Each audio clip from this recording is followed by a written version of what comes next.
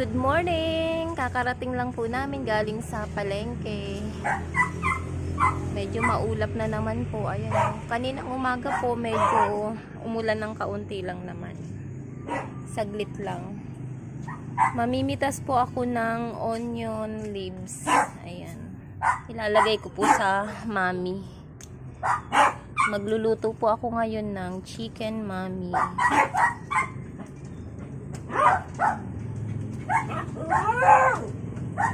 Ayun, ang dami na. Hi, potato! Hello! Hi, pepper! Ayan, guys.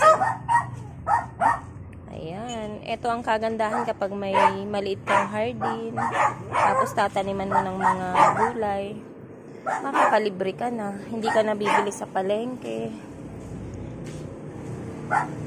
Ito yung aking kinchay. Ayan o, malalaki na din sila. Ayan. Pinabubulaklak ko muna sila hanggang sa mamunga para yung bunga nila itatanim ko ulit. Ayan guys. Pinili ko lang yan sa palengke. Yung may ugat, tinanim ko. Tapos tumubo naman siya. Ayan na siya. Ayan. Tapos pinabunga ko siya. Tapos yung buto niya, nung kulay brown na, tinanim ko na siya.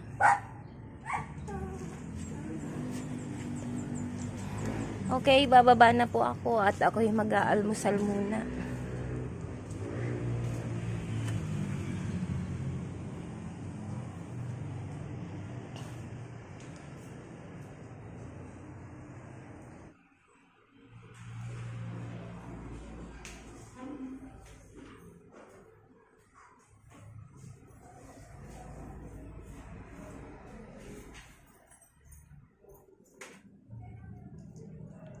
Good morning po. Ito po ang aming almusal. Ayan, nabili namin sa palengke ng 3 for 100. Merong puto, kutsinta at sapin-sapin. Siyempre, kapartner niyan ay kape. Ayan, kain na po tayo.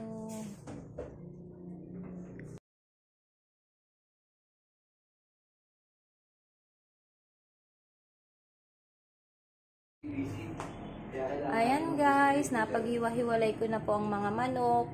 Ito po, na malalaki ang hiwa. Ito po ang aming pang-prito. Ito naman po, pang-tinola. At ito naman po, ay isasahog ko sa lulutuin kong chicken mami. Ayan po. Lalagyan ko po ng squid ball para mas masarap. Ayan. Ito pong spring onion. Yan po yung pinitas ko kanina sa aking munting hardin. Okay guys, hihiwain ko na rin po ang iba pang mga gulay para masimulan ko na po ang aking pagluluto. And guys, ready na po ang ating mga ingredients para sa lulutuin nating chicken mami. Siyempre, meron tayong bawang, sibuyas, dahon ng sibuyas, carrots, pechay bagyo, chicken cube, squid ball, at syempre, ang ating mami. Syempre, lalagyan din po pala natin ng paminta. Ayan. Magluto na po tayo.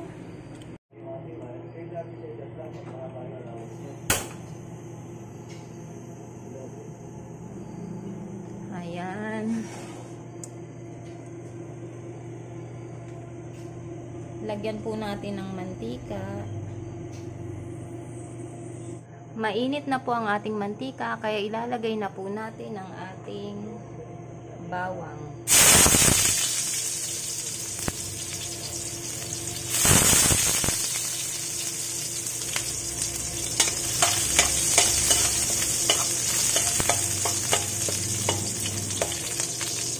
Isunod po ang ating sibuyas.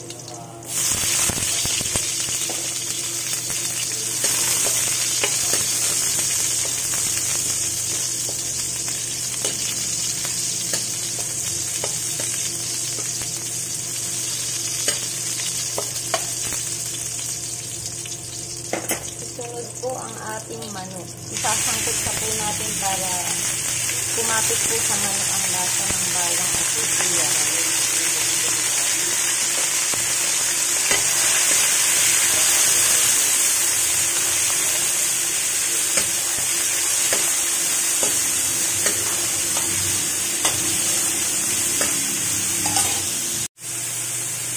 Lagyan na rin po natin ng paminta.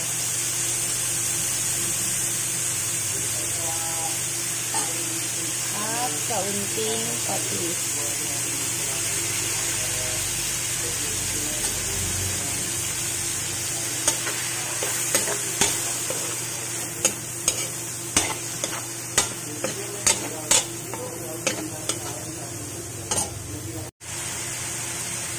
Ilagay na rin natin ang ating squid ball para po maprito siya.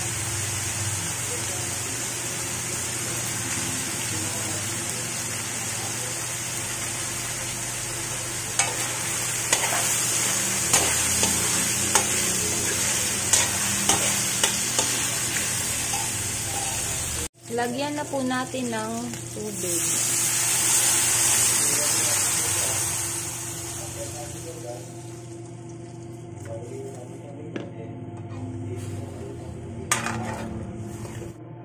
Ilalagay ko na rin po ang chicken cube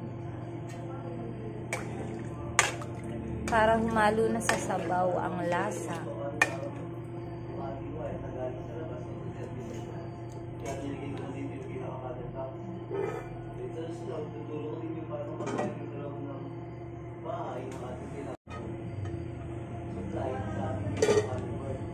Lalagyan ko po ng kaunting asin.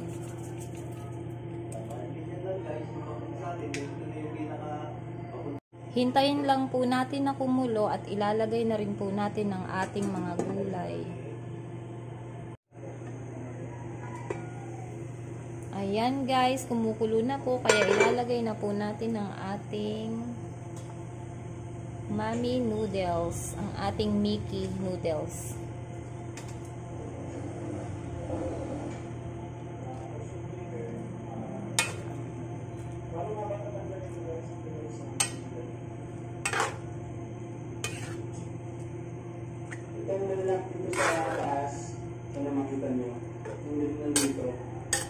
Lagay ko na rin po ang carrots.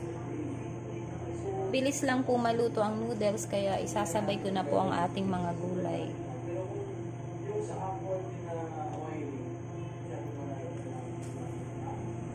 Pechay Baguio.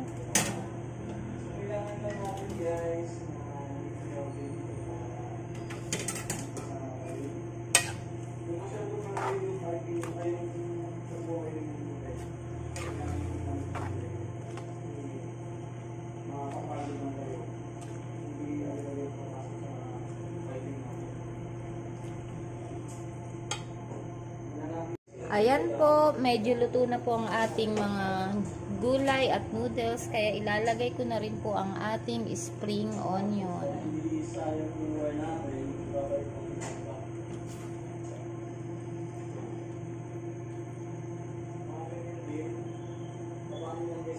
Check na po natin ang ating chicken mami noodles.